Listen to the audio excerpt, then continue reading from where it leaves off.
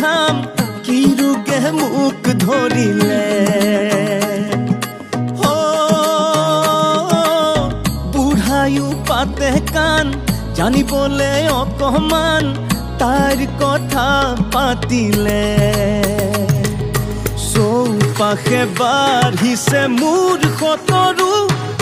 যৌৱনৰ ভুল এয়া মই কি কৰো অ কৃষ্ণ মৰিলো মৰিলো অ কৃষ্ণ বেয়াকে ফচিলো অ কৃষ্ণ প্ৰেমতে পৰিলো হাবুডুবু খাই